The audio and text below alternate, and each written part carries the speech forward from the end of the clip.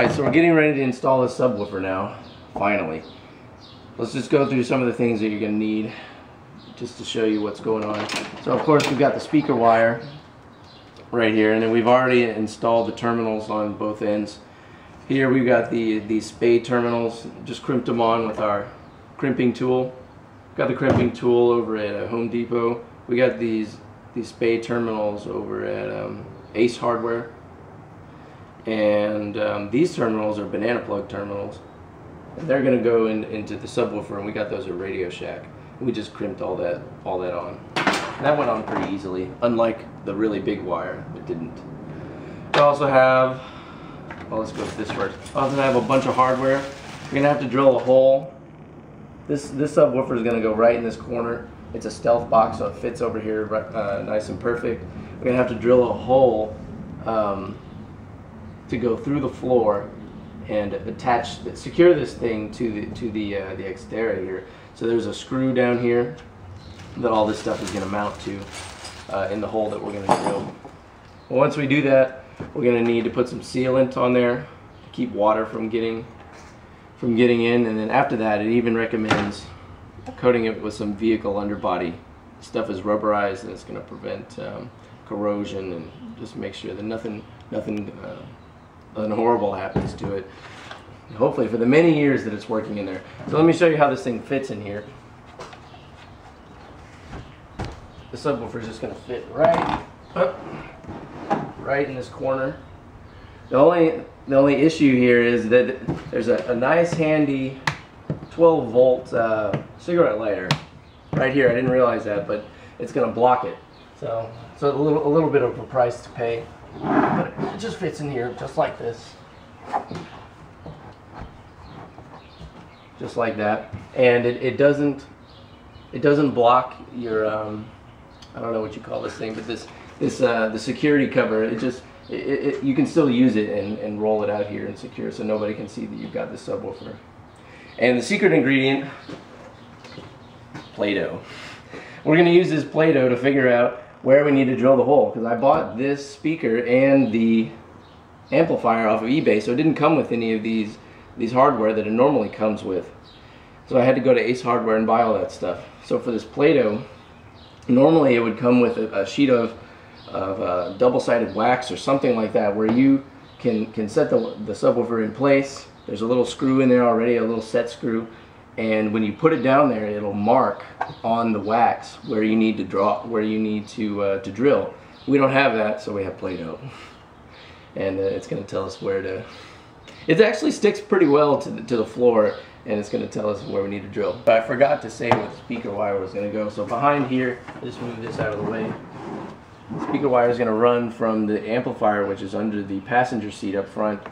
It's going to run along the door sills. We're going to have to pull off these panels, I'm sure. String it through, and there's already some slits right here behind the subwoofer, which is where the connection goes.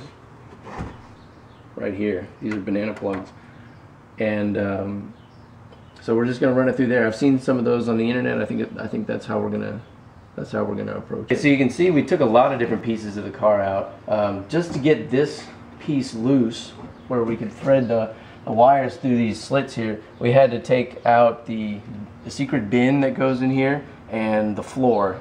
There's a floor, the hatch that goes on top of it. We had to take those pieces out. We took out one of these Utilitrack rails, and there was also a black piece that goes right here. We took out. And we had to undo the seat belt, if you see, because this piece wouldn't have come out without that. But here's an interesting thing too.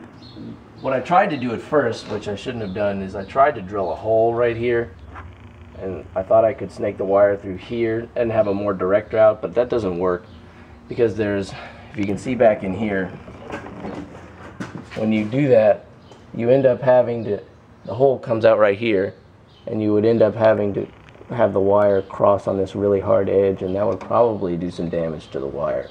So instead of doing something complicated like that, we're going to go right through the slits here, like I said at first, follow this wire all the way to the front. To bridge this little gap here in between the doors, it's kind of a long way, so where you can't put your hands on it. So what we did was I got the wire worm from Crutchfield. It's basically just a big long stiff piece of plastic, and taped the end of this this cable to it.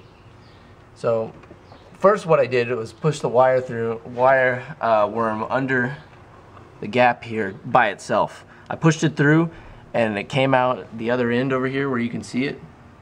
And then after that I had my brother pull on it, and then I taped it just to the middle section that was still sticking up back here. The wire worm was, picture it sticking up right here, and I taped it to it, and then he just pulled on the other end and threaded it through, and it actually worked. So we got the subwoofer in. It's actually pretty solid. I was surprised. It only has one bolt that goes through it, but it's not going anywhere. So we got all the hardware and put it underneath, and we're going to show that next.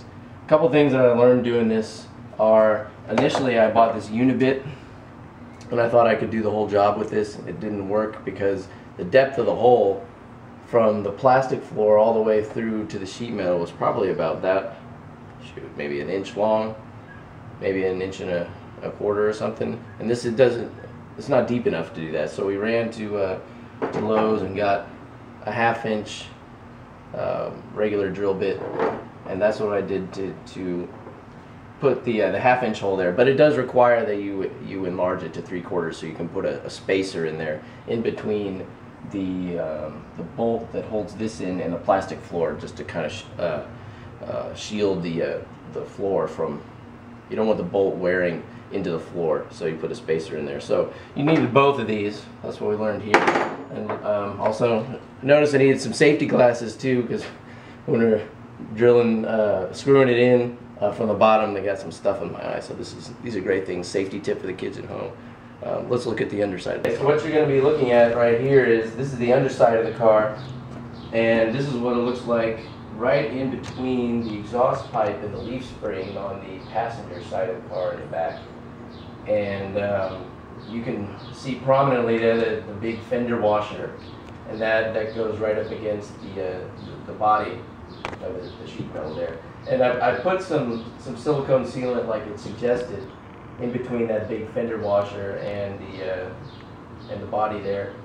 It was kind of hard to put it in there, but I filled it up as much as I could. And this is what it looks like before you put the vehicle undercoating on, just to see, just so you guys can see a little bit of where you should expect the hole to come out. So 2 things I didn't explain before. You also lose a little bit of functionality with the mat here, which is a little disappointing. So maybe I can cut off this portion. I didn't really want to drill through it, but I'll fold it under right there for now. But I like to keep the mat in here so stuff doesn't, slide around everywhere. But might have to cut that off in the future. The other thing is I didn't explain how we finally drilled this thing. The Play-Doh didn't work. It didn't work. It worked a couple times when I tested it, but when I went to actually do it, it didn't work. So what we did is we put the set screw in the bottom of there, and instead of making an indentation on the wax that we were supposed to do, we just scratched up the floor. And wherever the scratch was, we drilled through, and it was pretty much right on. We did it a couple times to make sure that that's where it was. It's pretty much right on. This thing is pretty solid. It's not going anywhere. So here I want to explain the surface that the amp sits on under the passenger seat is uneven. So what we did is we put 2 small little blocks of wood that I got out of a scrap pile at Home Depot, and I bought a couple screws to fit in there just so it sits more evenly.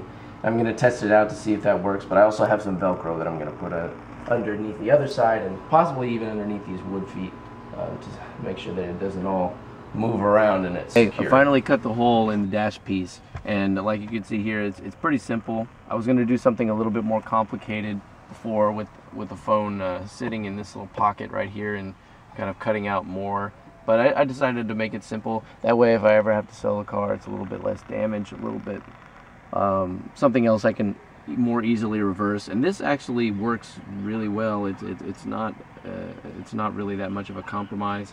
You can see it's just a small hole here I cut out with a Dremel rotary tool, and then it's just enough for this big head of the cord to fit through. And I'll show you how it holds. You just plug it in. You can set the phone right inside the this little hole that's already there, and it holds it very well.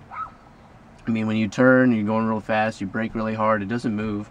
It holds it very securely, and if you ever need to push Siri, you can hold down the button, you can push accept and do all the stuff that this radio makes you do to get it working, and it works out just fine.